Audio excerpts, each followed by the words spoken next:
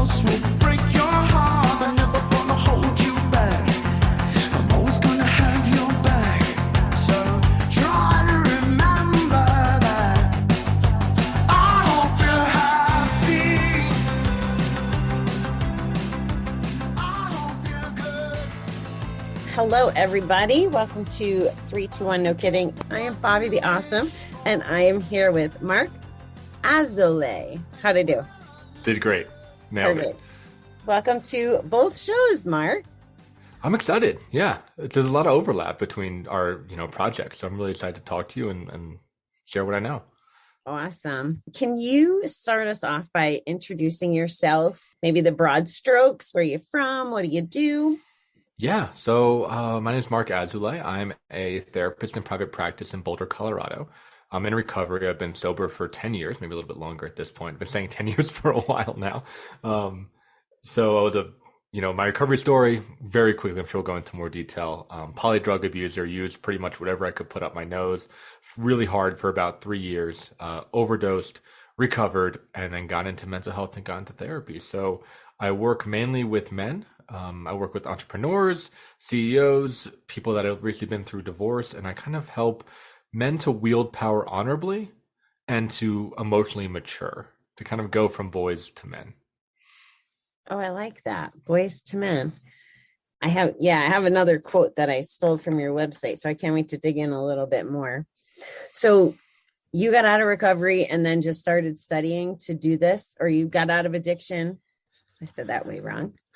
Yeah, for the most part, I went to college for computer science, and that didn't work out for me at all. I was just coding in the basement of a building. It was dark. It was sad.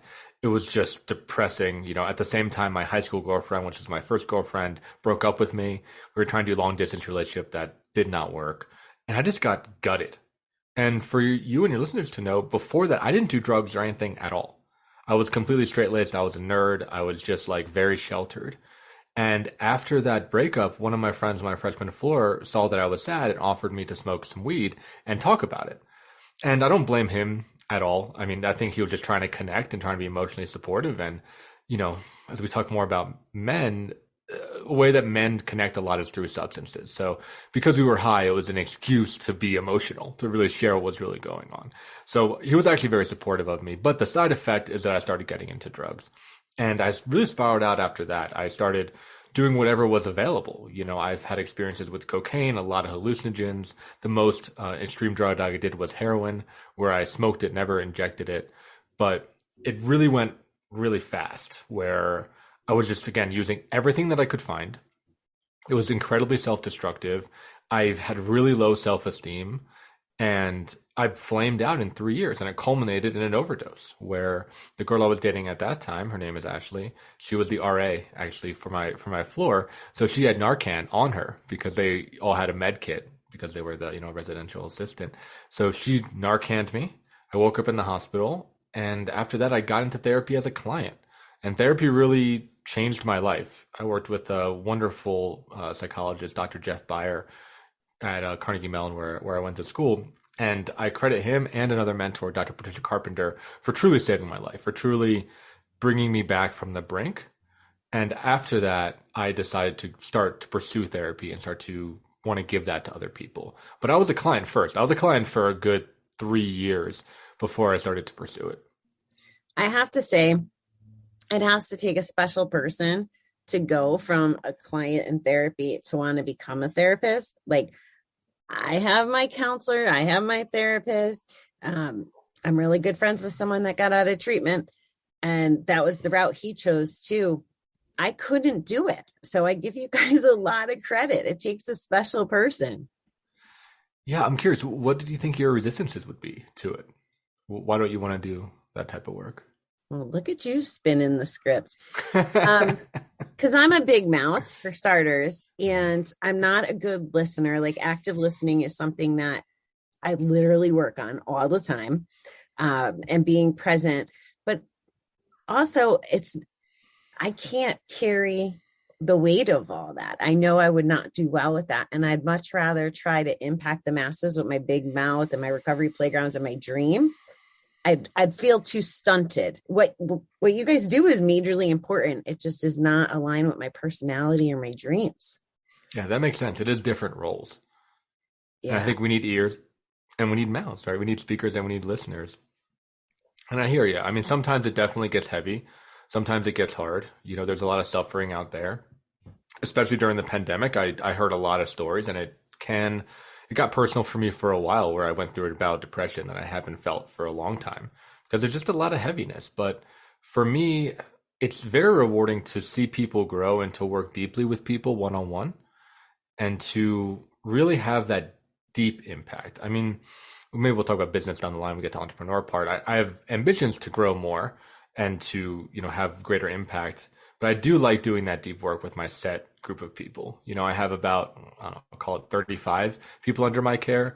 And it's really, it's been really meaningful to know 35 people really intimately, like really, really deeply. And some of them I've been working with for years. And it's been really inspiring to see them grow. And I kind of have taken on as part of my 12 step of giving back. I do it not through AA, because I did a lot of AA and I'm kind of done with that now, but through my career, I give back in that way. So it's also part of my recovery journey. Yeah, I love that. I love that. And you also have a podcast, right? Is that part of how you view giving back as well? Yeah. So the podcast is called From the Ashes. And that is, as I pivot more to being a big mouth, I think, as I pivot more to talking and trying to reach more people and trying to make the things that I know and that I've learned both through my education and through my experience a lot more accessible. It was really painfully obvious to me what a privilege therapy is, and especially therapy at a high level. I have some biases. I think that unfortunately a lot of, Medicaid providers or a lot of agencies don't hire the best people. The best people end up leaving and going to private practice and then charging an arm and a leg, which is what I do, because it's, you got to make a living out there. But then that means that people that really need it don't have access to therapeutic treatment and psychological ideas. So one of my ideas with the podcast is to get those ideas out to people in a very easy to digest, free way that's a lot more accessible, instead of having to pay for a session and, show up at a certain time. That's hard if you're working 2 or 3 jobs. That's hard if you can't afford it, if you are a single parent. But if you have a podcast, you can listen to it asynchronously. You can listen to it when you're commuting to work. You can listen to it after your kids go to sleep. It's a lot more accessible. And I'm sure your podcast probably does similar things, that people can kind of do it on their own time, which is, I think, critical for people as they're overtaxed and overstressed. 100%. And me as a listener too. I was looking at Ayurveda not too long ago, and Scientology, and like there's these topics, and you can find all different ends of the spectrum in doing the research. So I love that yours is, helping people. It's not just curiosity. So that makes it beautiful. And if you're not used to having a big mouth, like, even though I've always had one, I was nervous starting the show, like really nervous. It took me weeks before I thought about it, was ready, and just was too scared of the microphone. I don't know if you felt that way, but. Oh yeah. For most of my childhood, I was painfully shy, to the point where I couldn't buy something from a store. Yeah, I couldn't do like a scripted interaction of like, hey, here's the thing. You want change? How's your day? Have a good day. Like, that would shut me down. So I've had to learn both through, I think, education, and I've done a lot of, Toastmasters and classes and seminars, how to talk, because I was very, very just introverted and shy. So certainly, I mean, the podcast, the first couple of weeks, now it feels more natural, but the first couple of weeks, maybe first couple of months, I'm being more realistic with myself, I was like, oh my God, I couldn't even listen to it. It would take me, my show is similar to yours, it's about an hour in length. It would take me 3 hours to get up the courage to listen to a 1 hour show kind of thing. Yes. And I know I had to in order to improve, and it was definitely had to work on that. Yeah. But luckily people care generally more about what the value is of the content, instead of all the things that we get tied up in our head. So going back to your clients, you said you had 35, and you've also said men. It sounds like men is your like specialty, or who you want to help. Like, are all 35 of those clients men? Most of them. I have a handful of female clients, but most are men. Okay. And if you go to your website, it's a very interesting website, which I like, because it gets your attention. It's not the same old stuff. It doesn't look like a therapist website at all. No, it sure doesn't. And hopefully, yeah, I can't read my writing, but I want to talk for a minute about the psychotherapy. And then the quote I took was, it's better to name our demons so that they lose their dominion, I think is how it was said. And I really liked that. So can you speak to those two things? Yeah. So the idea, so again, first, I market to men, and a lot of that website, it looks like, for those of you who aren't looking at it right now, it looks like Dungeons and Dragons. I use a lot of like dark fantasy art, a lot of bombastic language. The image I'm trying to convey to mostly the guys that look at it is like, I can tolerate your intensity and I understand how much this can hurt. And I think, maybe men in general, but I think in the recovery community too, this idea of facing your demons is something that people can relate to, because the inner addict or the inner adulterer or the inner gambler or the inner, liar can feel like a demon. It can feel like a really evil part of us. And there's something that I took from Buddhist thought, which is this idea of inviting your demons in for tea. So it's very different from Western thought, right? The Western thought in the mythology, the knight gets on the horse, he's got the arm, he's got the cool sword, he goes and he's like, kills the demons with aggression. But in Buddhist and Eastern thought, they invite them in for tea and they sit down with them and they talk to them, they listen to them, and they get to know them. And through that, they lose their power over you. And that is what I see therapy as being. And particularly, I think, my form of therapy, which I really focus on the shadow side of people. I come at it non-judgmentally, but I want to know when people are feeling insecure, when they're feeling jealous, when they want to hurt other people, when they want to run away from a situation, when they want to be vindictive. Because all that comes to childhood conditioning. It doesn't mean that they're an evil person or a bad person. It's a defensive mechanism. And by sitting down with that, by facing that demon, you can gain more power back, because you understand that it's a hurt thing. It's not a bad thing. It's not an evil thing. It's something that needs care and attention. And it's often trying to get a need met that was unmet through childhood, but it's doing it in a destructive way. And I think that relates a lot with men, because again, men come to therapy usually after an incident, usually after like a big fight with their wife or a divorce or an OD, like in my case. And a lot of men have a lot of shame around being like a monster on the inside. So I try to get to know that monster in a way that is full of compassion and curiosity rather than judgment and trying to kill it. Wow. That you explain that beautifully. And the more I learn, the more people I talk to, and since everything that you know about this field, we'll say, happened in the last 10 years. So you're current, right? Like I've had counselors that have been doing it for 30 years or whatever. So it's not quite as relevant, but it keeps coming back to childhood, formative years, unfinished business, and then living life through our belief system that was formed that way. So can you go a little deeper on that? Because I'm seeing this theme, and I don't know if it'll cure addiction someday, but there's just so many, it just keeps showing up so much. So did you learn about that in school? Like, where did that come from for you? Yeah, so in most of my education, of my formal education, I studied Buddhist psychotherapy, which talks a lot about conditioning. I use the word karma, right? But it's this idea of how we get imprinted on as a child. I then after that studied psychoanalysis, which is really the Western version of that, right? You go back to Freud and understanding childhood and understanding all these different stages. So I kind of blend those two in the way that I practice. But the way that I explain it to people is, if you've ever fostered an animal or adopted a dog from the shelter, for instance, they got quirks. They got weird quirks, especially if they've been abused or they've been through a difficult situation, right? I remember I had my family had a greyhound that was rescued from the racetrack, and he didn't live very long. He lived 6 years because he was hopped up full of steroids because he was a racer that we saved. But he was, for his whole life, was afraid of boots, was afraid of men's boots in particular. Because in the racing, and this is sad, in the race, they were getting kicked by kind of people wearing those boots. So when the dog would see those boots, he would run away and hide, right? And that's something that was conditioned into that dog. And even though, of course, my family never hurt the dog, ever. There was no malicious intent. We would just be walking with boots out to the backyard to get firewood, right? We weren't even walking towards him. That conditioning would still go off. And I think there's a humility that we have to have as human creatures, that we're still animals in a lot of ways. And that stuff is true for us too. So if there was stuff that happened in our childhood that trains our mind, that makes those automatic connections, it's going to act out as we get older, especially if we don't confront them, face them, and sit down with them.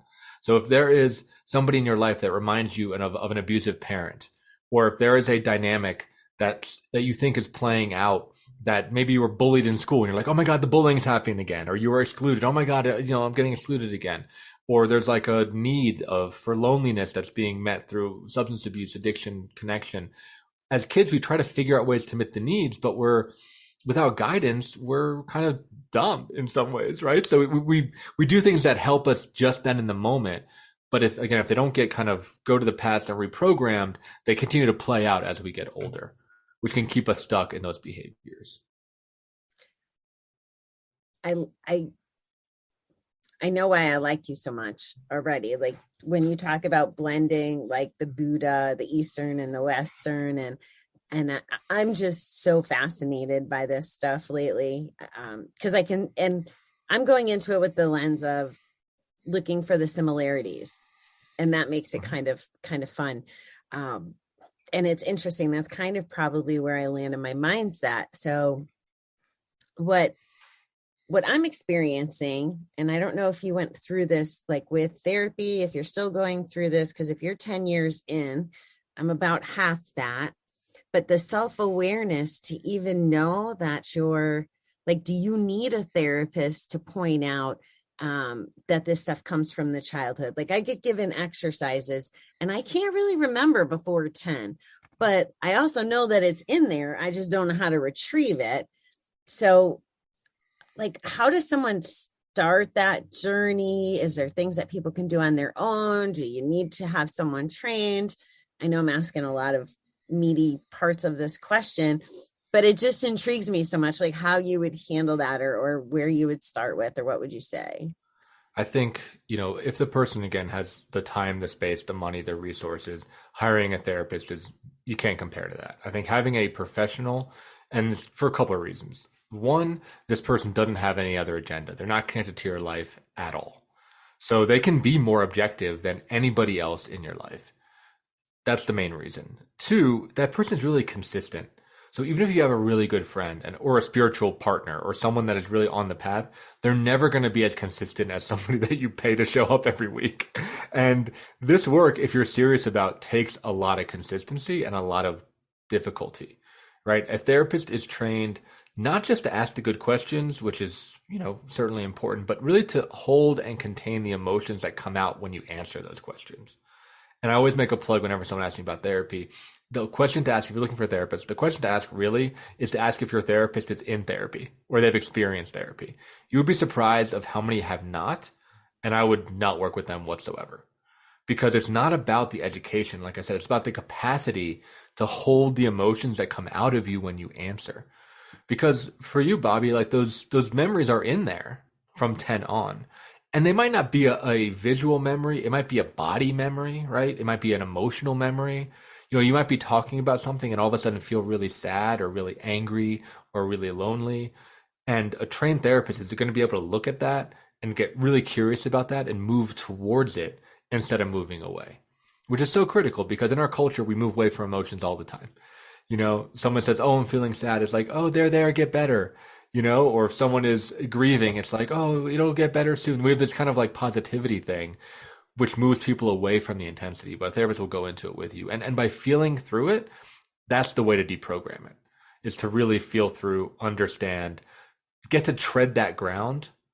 And then when you're in that situation again in your real life, right outside the therapy room, you can choose to go a different direction. You can have a little bit more control and a little bit more awareness over those automatic reactions. Thank you. You mentioned spirituality in there. Before I shift to kind of the business realm, because I have questions around that too, but how important is spirituality to you, to your recovery, to your engagement with your clients? Yeah, that's great. To me, it's critical. So part of my higher power through 12-step, I personally don't connect to like a deity, like God in the form of being a separate entity, But I love back to kind of this Buddhist idea of God, if you want to call it that, being the interconnectedness of everything. I mean, God is everything. God is everywhere. I'm God, you're God, right? Everything is God. We're kind of all, because these are my beliefs, so please, take it with a grain of salt. From the way I believe, we are all God trying to play hide and seek with ourselves, trying to understand different parts of ourselves. And through connection, through relationship, both between humans and between nature and animals and everything, we're learning more about us, which is everything. And that's a Buddhist idea called pratitya samuppada, which is a Sanskrit word translated to interconnectedness, right? It's not just the individual pieces, it's actually the connections and the web that forms between everybody. That's the spirituality. And now the higher power that I really connected with is this idea that the present moment was the entrance, is the gateway, right? Through Buddhism, meditation is the primary practice. And really that is just paying attention on purpose. People like to make it all flowery and have all these kinds of techniques. It's just like sit down, shut up, and pay attention. It's really what meditation is, because it's there. God is there. Spirituality is there. Connection is there. Love is there. It's all there in the present moment. And if we can just kind of clear our mind a little bit, we can access it. And those things dovetailed quite nicely with my sobriety, because a lot of the drugs that I took, the main one being marijuana and probably hallucinogens second, really made my mind incredibly chaotic and took me away from the present moment.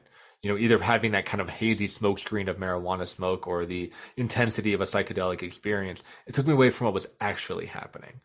So by using the present moment as a spiritual anchor, it helped inspire me to continue to be sober, because I was like, you know what? I don't know anything really, right? Like I don't know what's going on. I don't know the spiritual machinations. I don't know the mythology. I don't know any of that, but I can at least try to pay attention to what's happening right now. That seemed very, very doable for me and very simple to be able to focus on in my spirituality. And in my work with clients, it's really interesting is, you're probably familiar with the Maslow's hierarchy of needs, that pyramid that kind of goes up. Spiritual and transcendence is at the top. And as I work through my clients, it's really fascinating when they start bringing in spirituality. I mentioned it kind of in the beginning of our work, and it's a little bit on my website, so they know that I'm open to it.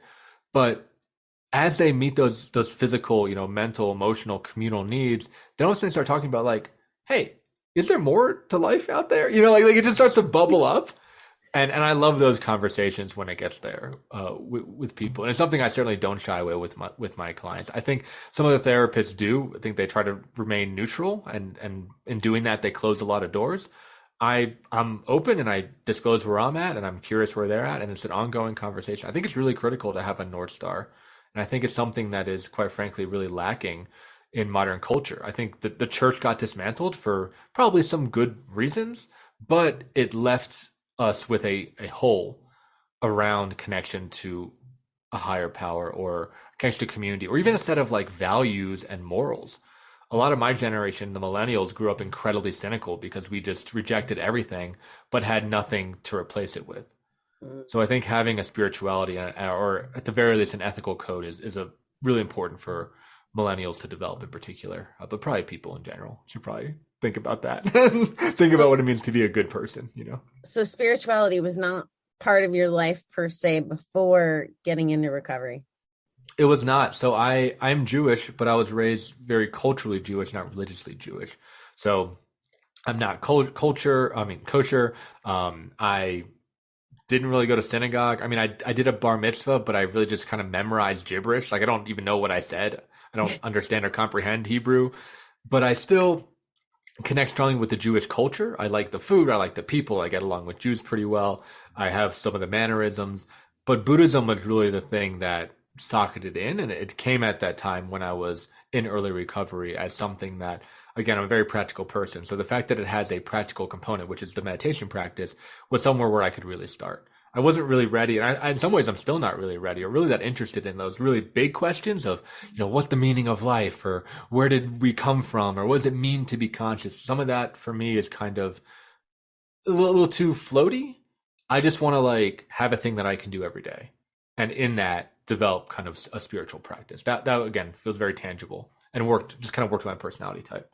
And did it bubble up out of the 12 steps? Did I catch that in the way you were describing it? I did Buddhism before. I understood Buddhism before. I was actually exposed to it in a college class. taught by that professor I talked about, Dr. Carpenter. She taught a class, Eastern Western Approaches to Mind and Body. And we had a Zen monk that came in and taught us meditation and then ran a weekly meditation sit that I would do as part of my college, just, for free and for fun on Wednesday mornings. But then I went to 12-step. So I was still an addict when I was learning about it. Then I went to 12-step and they talked about the higher power and I linked the two. I was like, I really liking this Buddhist thing. I like what they're saying at 12-step. How can I bridge the gap? And luckily I went to a 12-step that was, connected to my university. So I think a little bit of a younger crowd that was open to that. I know there are some 12-steps. I went to, in Pittsburgh, which is a very conservative city where it has to be God. Like it's a very Christian based thing. So I found a home group that was open to different definitions of the higher power. I still had to have one, but it was a little bit more flexible around what that actually was. That's interesting. Yeah, I didn't have any connection to spirituality before this round of recovery. Like I made it over 2 years, but because I hadn't figured out that piece, I feel like that was part of my relapse and part of, what I had to do. And I'm really curious.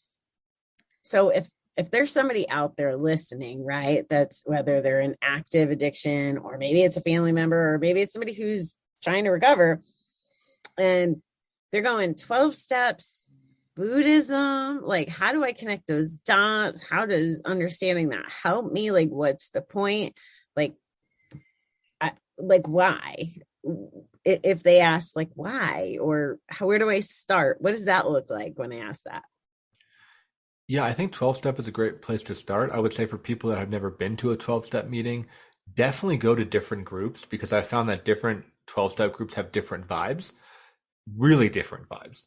And you might go to the first one and be like, this is not for me. Or like, who are these people? You might go to another one and be like, whoa, this is great. I finally found my tribe. So I would say definitely try like a good amount, 3 or 4 of them before you're ready to, before you make your decision about 12-step. That being said, I think step work, if you remove, again, I'm talking mainly maybe to my generation who just has a big aversion to the God piece. And I think that's what gets a lot of people resistant to 12-step. If you remove that though, there's a lot of good stuff. Like the step work, I think everyone can benefit from, whether you're an addict or not. But the idea of like making amends, the idea of releasing resentments, the idea of taking a personal inventory, like all these things are really, really good things to do. So I would recommend going through the 12 steps, doing the work, and then you can decide if you want to keep going. So for me, when I moved away from Pittsburgh, I decided I didn't need 12-step anymore. I'd done, all the step work. I didn't want to be a lifer. But I got into more intensive therapy. I joined a therapy group. So I still do self-development. I've just moved it into a realm that fits more with my personality and who I am.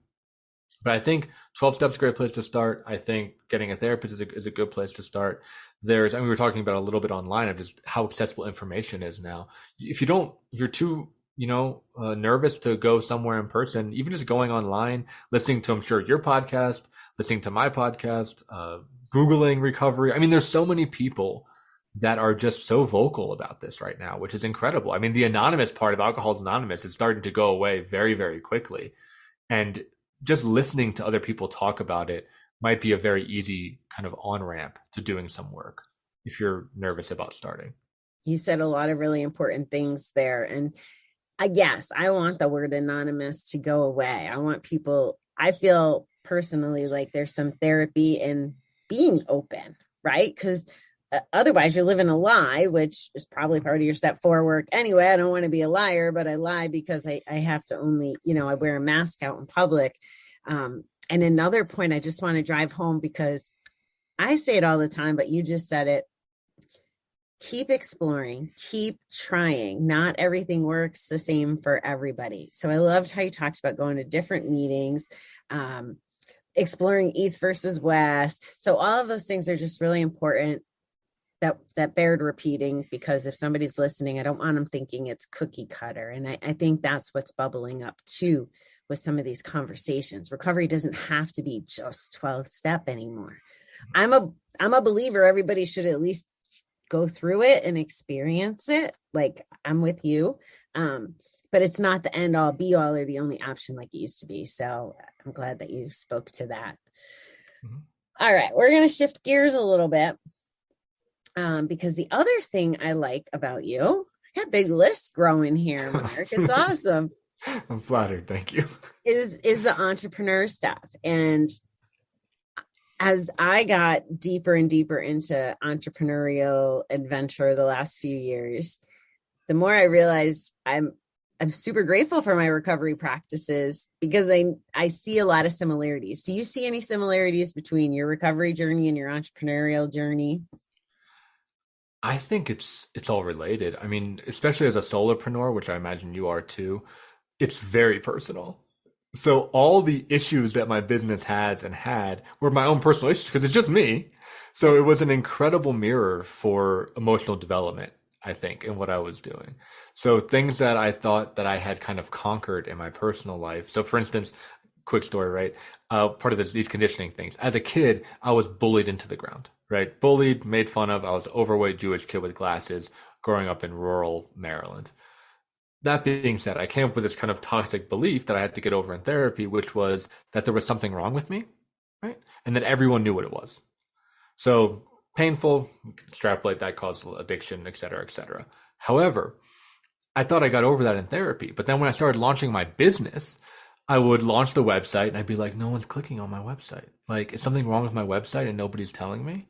Oh, no one's clicking on my college day profile. Is something wrong with that and nobody's telling me? Oh, I did this networking meeting with this person and they're not calling me back. Is something wrong with me and nobody's telling me? That those old beliefs came up again when I was in that new arena. And now I have a more realistic view of business and I know what numbers are actually good and what are not. But I had to go through some of those growings and learnings again. And it was because I went through the recovery journey that I was able to identify some of those pitfalls and be like, oh, wait, no, this is not what's actually happening. This is just my old storyline coming back again. You know, it's that self-sabotaging story. It's not reality. Yes. Yes. And that's what you help people conquer, right? Is all that, those stories, I think is a good way to put it. Is there any topic, I know we're on time constraints, so I want to make sure if there's anything that you want to chat about that I haven't dug into or that you think is important in front of my audience, I would love for you to have the ability to freestyle. Oh, sure. Yeah. I mean, there's a lot I can talk about. I think, again, I talk about men's mental health. I think that if there's men listening, getting a therapist doesn't mean you're a pussy. I just want to say that directly to them. And I think it is changing, but the reason, you were saying, hey, you specialize in men. It's crazy that in my field, men is a specialty, right? It doesn't have to go any more deep. It's not like men with addiction. It's not men with eating disorder. It's not men with depression. It's just men, because so few of us actually access mental health services. It's, I think, something like, I want to say it's like 15% of clients are male, and I think like 5% of therapists are male. So it's a very female dominated industry and female utilized industry, which is great. I think like more men and women should go. I'm not saying we should compete, but as men, we don't ask for help in the emotional realm. Like I said, it typically takes some kind of awful incident. For most guys, it's divorce or addiction. Like I said, those are the kind of two big ones. So maybe even like death of a parent or death of a spouse is probably number 3. But by the time, and I can tell you, I've worked with these guys, and the reason I've worked with some of these guys for 4 or 5 years is because they're coming to me at rock bottom. And now, 4 or 5 years later, they're getting their feedback under them, and they're moving forward. And now we're doing that self-development work. I get so overjoyed when I have the guys that come to me, a couple years before the crisis, like, hey, something's up in my relationship. Can we talk about that for a minute? Or, hey, I'm noticing these failures in my business. I want to talk to someone professional about that. Doing that preventative work is so critical and can save you just so much pain if you just ask for help early instead of waiting for the nuke to go off. And I think there's a stereotype that men are kind of emotionally simple or don't have a high emotional intelligence. And I don't think that's true at all. I think men are as sensitive, but we suppress a lot of it.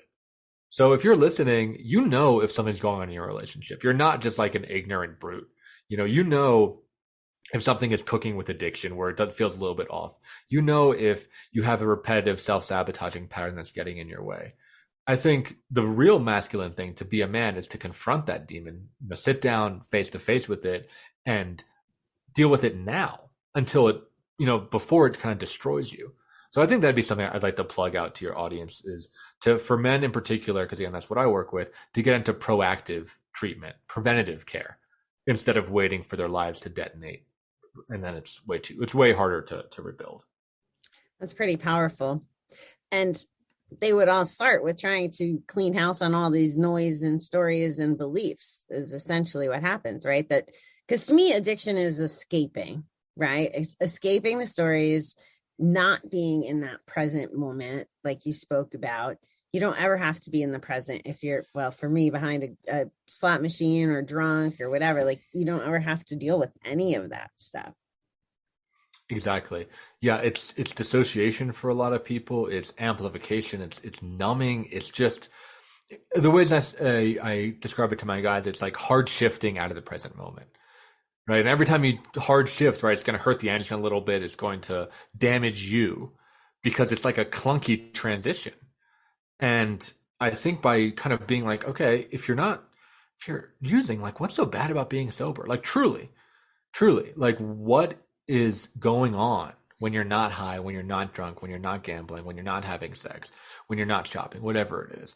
What is actually going on in your brain? And I think most people, men and women, are aware that at the very least it's painful and they want to get away from it. And I think that should be the warning bell, like the alarm siren, to sit down and dig into that, because that's not going to go anywhere. You know, like you said, the slot machines and drinking or weed or whatever it is it's only going to put a Band-Aid over the situation. But again, it gets worse. It compounds every time. And, you know, when we talk about rock bottom, that's when the band doesn't work anymore, you know, when it does catch up with us. And you had yours, I had mine, and it's brutal. So my hope is that people can get into treatment before they have to get to that rock bottom experience. You keep mentioning weed, so I'm going to ask you about this too. Because again, I have my opinion, so I'm curious about what yours is.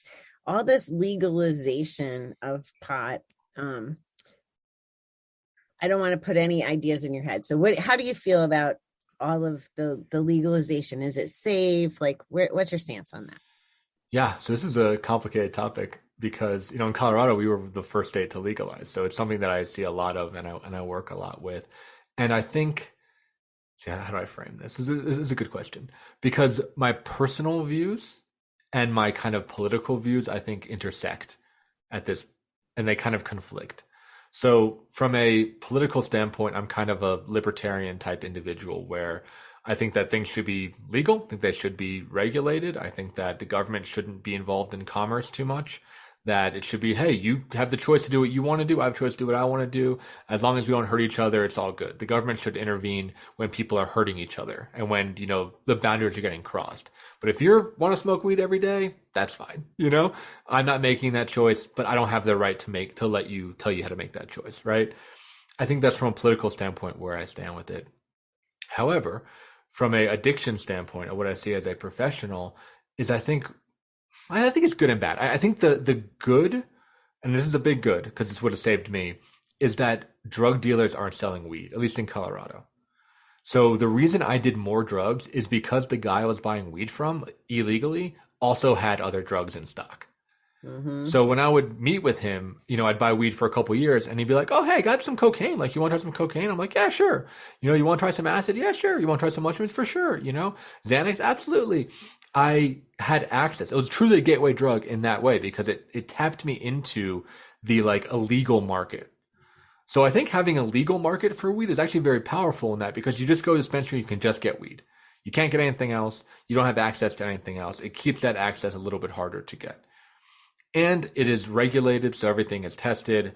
That's not going to be, you know, spliced with anything. It's not going to be, you know, powdered with anything. I was buying weed from the, you know, alleys of Pittsburgh, and it's like God knows what was in some of that. And especially I was doing a lot of ecstasy. It's like God knows what that was, right? So having like safety from that standpoint, I think is really important. I think the downside of it is that, especially in Colorado, it's way more potent than the weed that I smoked and you smoked if you did smoke weed. It's, you know, people that are trying to ramp up the THC values as high as possible and are doing things like dabs or resins, which is not, for me, that's not weed anymore. That's a processed drug that has extremely high THC quantity. And I think it does make it in some ways a little more accessible for younger kids to have. And there is an overwhelming body of research that shows that marijuana use before the age of, it keeps going up, but let's say 24, 25, significantly impacts the brain.